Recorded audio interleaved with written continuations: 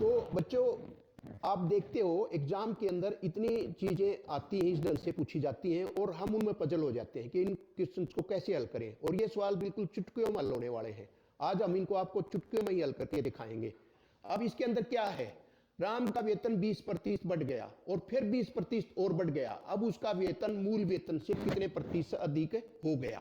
अब मान लिया हम क्या करते थे भाई, 100 मान लिया उसका वेतन, तो 20% बढ़ गया प्लस 20%, तो कितना हो गया 100 में 20 और ये बन गया 120। और फिर आगे 20% बढ़ गया, 20%, ठीक है ना। तो इसका 120% कितना होगा 120 का, इसका कौन सा होगा 5वां हिस्सा। तो यहां हमारे 24 बढ़ गए, 5वां हिस्सा होता है ना 1/5। और ये 120 और प्लस 24 करेंगे तो कितना हो गया 144। और 144 में टोटल 100 था पहले, तो कितना बढ़ गया 44%। मगर अब इन सवालों को ऐसे करने की जरूरत नहीं है, सिर्फ एक फार्मूला छोटा सा वो आपको याद रखना है और उससे हो जाएगा। वो फार्मूला क्या है, a + b + ab/100। ये फार्मूला है a + b + ab/100। a में पहले कितना बढ़ा 20 और b में आगे कितना बढ़ा 20 और प्लस में ab का मतलब ये 20 और गुणा में 20 और बटे 100। और ये काट के भी कर सकते हो आप 20 गुणा 20 से, और नहीं तो 20 का 20% कितना होता है 5वां हिस्सा, 4 वैल्यू आ जाएगी इसकी, ऐसे भी निकालना सीख जाओ। तो ये 20 और 20 कितने होते हैं 40 और प्लस में 20 BC 400 बटे 100 कर लो, कैसे कर लो, ये हो गया 40, सॉरी ये 40 है, 40 और 4 44%। 44% उसका वेतन कुल बढ़ जाएगा। मूल वेतन का कितना हो जाएगा, अब 44% और बढ़ गया, ऐसे निकालना है इनको। इसमें और चीजें बहुत आएंगी, पूरा ये वीडियो आप देखें और इसके साथ आगे बढ़े, ठीक है। अब नेक्स्ट क्वेश्चन देखो। नेक्स्ट क्वेश्चन क्या है, नेक्स्ट क्वेश्चन है, ये 3 संख्याएं नहीं है भाई, 2 संख्याएं, पहले तो यही नोट कर लेना। एक 15% बढ़ गई और दूसरी 20% घट गई, तो उनके गुणनफल में जो है ना परिवर्तन जो है ना कितने प्रतिशत हो जाएगा। बिल्कुल आसान सवाल। क्या है इसमें, ए का कितना है 15% है और ये दोनों बढ़ जाता है तो इसको प्लस लिखेंगे हम, और ये माइनस में 20 ये घट जाता है। फार्मूले के हिसाब से हम प्लस ही लिखेंगे यहाँ पे। और इसके बाद क्या है 15% बढ़ गया, इसकी वैल्यू 15 है और गुणा में ये 20% घट जाती है तो इसको -20 कर दूंगा मैं, और बटे 100 सीधा।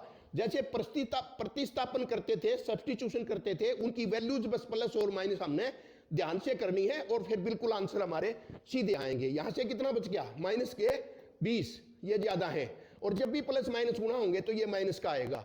अब इसको काट दो सीधा, 20 से 20 5 और 5 से 5 कितना कट गया 3 पे, तो ये माइनस में कितना हो गया 3, ठीक है ना।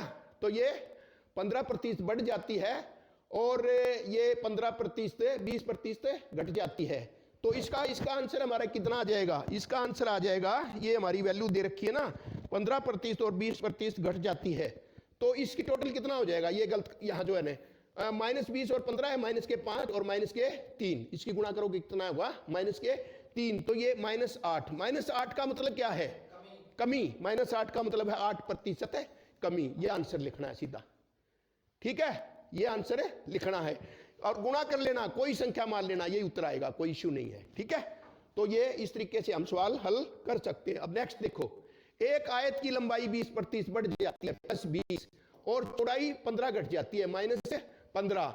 अब जब भी एक प्लस और एक माइनस हो, सीधा माइनस लिख सकते हो, ऊपर बार बार माइनस लिखने की जरूरत नहीं है, तो माइनस में आएगा। माइनस में कितना है 20 गुणा 15 और बटे 100, और इसको काट लो, ये 20 से सीधा 5 और 5 से 5 कितना 3, तो ये कितना हो गया, अब 5 बच गए यहां से हमारे, और 5 माइनस में कितने होते हैं 3, ये बच गया 2%। अब क्या बन गई 2% वृद्धि होगी उसमें।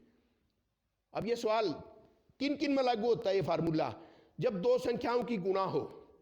आयत का जो क्षेत्रफल होता है वो लंबाई गुणा चौड़ाई होता है, वर्ग का जो क्षेत्रफल होता है भुजा गुणा भुजा होता है, और तीसरा कौन सा हो गया वृत्त का क्षेत्रफल होता है πr², उनमें भी ये फार्मूला लगता है, बिल्कुल बराबर काम करेगा। अभी वही सवाल हम सारे कराएंगे और आप एग्जाम में सिर्फ सेकंडों में इसका आंसर निकालोगे। चलो, ये अब 2% इसकी वृद्धि होती है, इसमें 2% वृद्धि का हमारा तीसरा इसका आंसर हो जाएगा, ठीक है। अब नेक्स्ट क्वेश्चन देखो, इसमें नेक्स्ट क्वेश्चन क्या है, कहता है एक आदमी की तनख्वाह पहले 12% बढ़ गई +12 और फिर 12% घट गई -12, और जब एक बार घटती है एक बार बढ़ती है तो ये यहाँ क्या आता है, माइनस आता है, ये ध्यान रखना है। गुणा करेंगे एक प्लस और एक माइनस को तो क्या आएगा, माइनस। और ये 12 और गुणा 12 और बटे 100, तो कितना बन जाएगा इसका, 12 में से 12 घट गया और माइनस के ये 144 बटे 100 का मतलब 1.44। 1.44 का मतलब है 1.44% कमी, 1.44% कमी। ये ध्यान रखना है, जब समान बढ़े और समान घटे तो उस स्थिति में क्या करते हैं, सीधा ये होता है -p² बटे 100। p का मतलब वो परसेंटेज माइनस में आएगी और ये p² अपॉन ये माइनस होगा, घटेगा, p² अपॉन 100 कर देना। 12 बढ़ गए 12 घट गए तो 12 12 144 बटे 100 यानी 1.44% कमी। ये कमी होगी इसमें, जब बराबर घटे बराबर बढ़े तो उसका स्क्वायर करके और बटे 100 कर दो और कमी। नेक्स्ट देखो अब सवाल, नेक्स्ट सवाल क्या है, नेक्स्ट सवाल है एक वर्गाकार मैदान की प्रत्येक भुजा 25% कम होगी, तो कम होगी तो वर्ग का जो क्षेत्रफल होता है वो भुजा गुणा भुजा होता है, ये ध्यान रखना है। दोनों की वैल्यू बराबर होती तो -25 और इसके बाद 25% कम होगी, दूसरी भी -25 होगी, दूसरी भी -25। भुजा तो एक ही होती है मगर गुणा करते वक्त 2 बार उसको किया जाता है, तो इसलिए -25 और -25 और दोनों जब वो माइनस माइनस गुणा होंगे जब घटेगा ये ध्यान रखना है, तो फिर वो क्या हो जाती है, दोनों फिर प्लस की गुणा हो जाएगी। और नहीं तो करनी है तो यहाँ कर लो, -25 और गुणा में क्या लिखोगे -25, दोनों घटे हैं और बटे ये 100, तो -25 और -25 50% घट गया और यहाँ इसी गुणा करेंगे तो ये प्लस का आ जाएगा 6.25, 25 25 625 बटे 100 का क्या करेंगे 6.25 और ये प्लस का आएगा और ये 44 है और ये बन जाएगा मेरा 43.75। Very good. और ये 43.75 घट जाएगी तो ये सवाल सीधे के सीधे हम हल कर सकते हैं। तो ये 43.75% ये घट जाएगी, घटी पूछा है क्योंकि घटा है तो सीधा घटा ही है। अब नेक्स्ट देखो छठा सवाल, एक वृत्त की त्रिज्या में 3% वृद्धि होगी तो उसके क्षेत्रफल में प्रतिशत वृद्धि क्या होगी।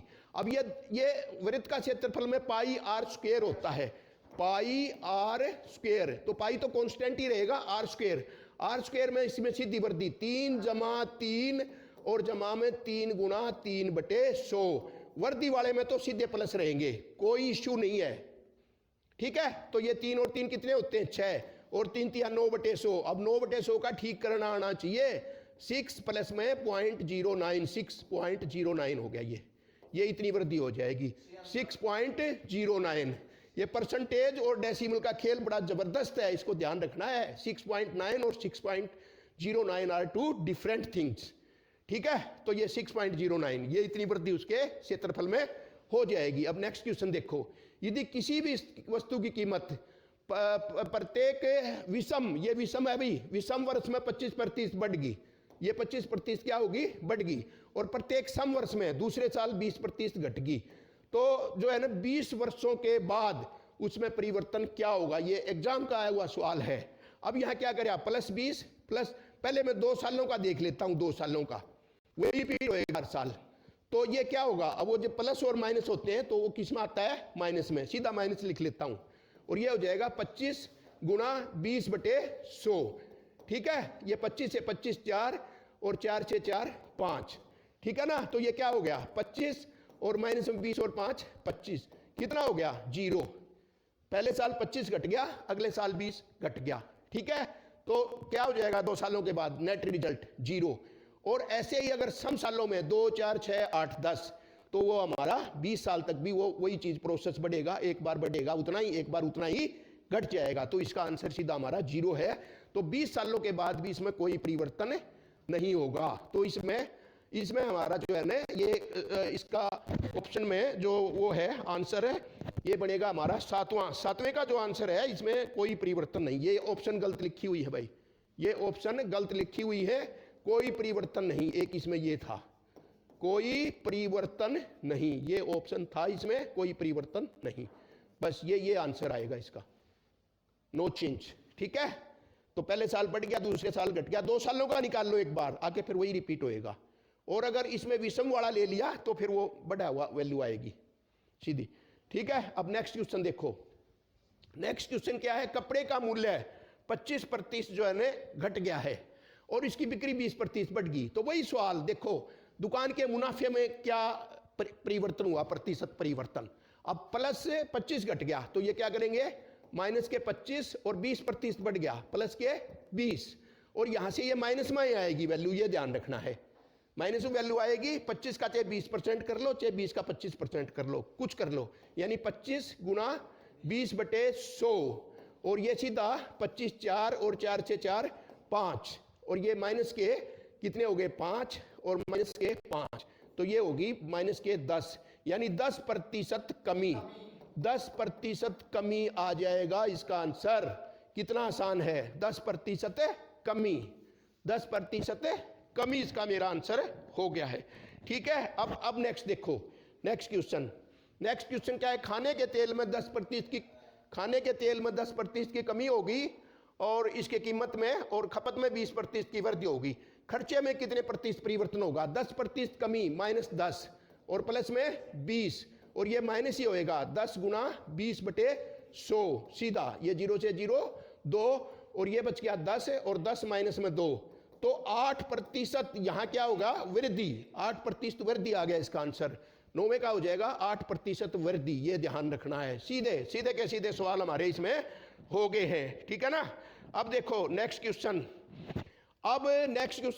देखो आज के लिए हमारा ये लास्ट क्वेश्चन है और कितना आसान है, और कहता है एक पुस्तक के मूल्य में 16% की कमी -16, और फिर 20% की वृद्धि +20, और जब एक प्लस और एक माइनस हो तो आगे का इनका जो आता है वो हमेशा क्या आता है, माइनस, बार बार लिखने की जरूरत नहीं, 16 गुना 20 और बटे 100, और ये हो जाएगा हमारा 4, तो ये हो गया 4 जो है ना बढ़ गया था ना 4, और माइनस में ये काट लो 5, और 5 से इसको करोगे तो ये 3 पॉइंट क्या हो जाएगा 2, 5 3 15, 1 बच गया 3.2 हो गया, और 4 में से 3 पॉइंट घटाओगे तो 0.8% है। अब इसमें क्या आएगा, 0.8% वृद्धि आएगा। यहाँ क्या है, ये प्लस के हैं तो 0.8% वृद्धि।